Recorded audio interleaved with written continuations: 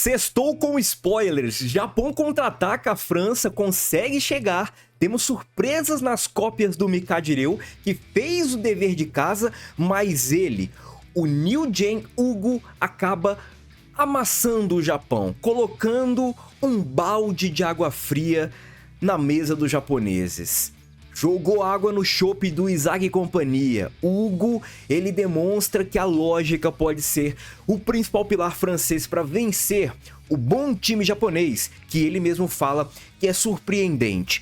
Vamos começar porque nós iniciamos aqui o capítulo com algumas imagens bem interessantes. Esses spoilers estão interessantes porque eles estão rascunhados, né? A maioria das imagens estão rascunhadas, nem finalizadas elas estão. Normalmente a gente tem uma qualidade menor das imagens quando vem os leaks, as scans, mas essas, além da qualidade, elas estão rascunhadas, bem legal, né? Eu particularmente gosto disso porque a gente pode ver um pouquinho de como é que é esse processo, mas eu entendo que ainda é um processo, né? É a etapa que precisa meio que ser cumprida para concluir o capítulo. E nós temos esse início, além dos rascunhos, nós temos os jogadores japoneses conversando um pouco sobre o que aconteceu. Nós temos os zagueiros ali que ficaram surpreendidos com o ataque francês, principalmente com o ataque que não estava ali meio que nos dados que eles estudaram. Então eles analisaram, mas eles acabaram talvez sendo baitados com os dados que foram analisados.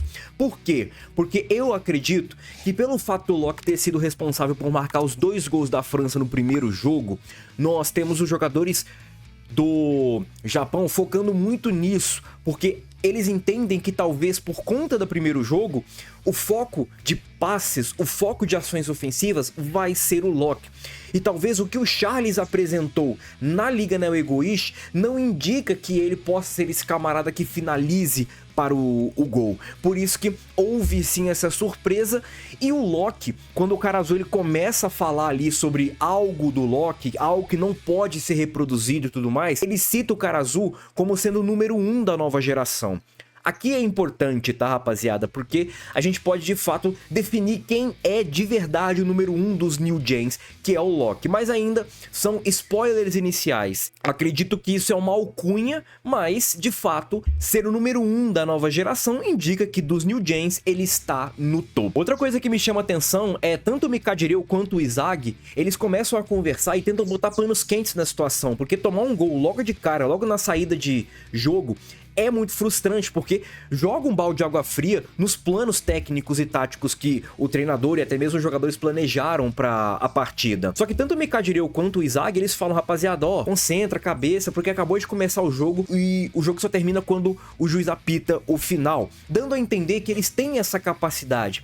É muito interessante porque a gente vê um pouquinho de diferença de postura dos jogadores japoneses para os jogadores nigerianos na primeira partida onde eles levaram uma coça. E qual a diferença é essa? Os jogadores nigerianos, eles ficavam nervosos, eles ficavam assustados com a qualidade do Japão. Todo gol que o Japão fazia, toda jogada que o Japão fazia era uma surpresa e uma surpresa desagradável, a ponto de que dá a entender que eles não conseguem se adaptar àquilo. Aqui não, eles botam a cabeça no lugar, bola no chão e tentam responder e tentam contra-atacar. É óbvio que você não precisa empatar de imediato um jogo que acabou de começar e tomaram um gol ali nos primeiros minutos. É interessante? Sim, mas não tem por que ficar desesperado por conta disso. Se você desmanchar a estratégia por conta de um gol que você leva no primeiro minuto, mesmo que faça diferença, mesmo que mude um pouco o patamar do jogo, o panorama da partida, não é necessário esse desespero. Agora nós temos o início do contra-ataque japonês, que é bem feito. Tanto o Izag quanto o Rin, eles conseguem ali tabelar, eles conseguem funcionar como centro ali de criação de jogada e eles conseguem ir avançando. Além do Izag, além do Rin, nós temos Shigiri aparecendo também, e o Shigiri ele funciona para lançar o Mikajireu. Aqui entra o treinamento do Mikajireu, por quê? Ele copia o Kunigami, bem interessante porque ele salta no meio de 3 defensores franceses e ele copia o Kunigami para dar o passe que o Kunigami deu pro Izag no jogo contra o PXG, que com certeza o Ureu não estava ali naquele momento, mas o dever de casa do Ureu para ele realizar aquele treinamento de 15 dias que o Ego bolou para todo mundo, é o dever de casa de assistir todos os demais convocados jogando na Liga Neo Egoish e acho que até mesmo em outros momentos da obra. E com certeza o dever de casa foi bem feito porque ele copia e muito bem o Kunigami e ele dá o passe justamente para o Izagi. E é interessante porque as cópias que ele fez antes foi do Bátira, que ele tá jogando agora, e foi do Shigri, que ele vinha jogando desde a Liga Neo Egoísta e está atuando também. Ele pode ter visto o Kunigami fazer isso no treinamento, pode, mas a questão é que é muito idêntico o lance, para não falar igual o lance do Kunigami com o Izagi na partida contra o PXG. E o Kunigami é aquele famoso herói que faz falta sim pro Izagi. Não só pro Izagi, mas com o time como um todo. Eu curti Mikajireu novamente com destaque, novamente ele surpreendendo os demais marcadores e até mesmo os jogadores do Blue Lock. Ponto positivo pro Camaleão, dedão pra cima pra ele. Inclusive, dedão pra cima aí no vídeo também, rapaziada. Curta o vídeo, compartilha e se inscreve no canal, porque eu tô sempre trazendo conteúdos aqui de Blue Lock. Só que quando o Izagi ele recebe essa bola, nós temos o Izagi planejando o voleio duplo. Aquele voleio que ele marcou o gol contra o PXG. Só que quando ele prepara isso, nós temos o Hugo, o meio-campista francês, que acaba chegando e falando pro Izagi que todas aquelas armas que ele tem ali no arsenal podem ser neutralizadas com lógica, e é aí que vem o título do capítulo, que chama Lógica.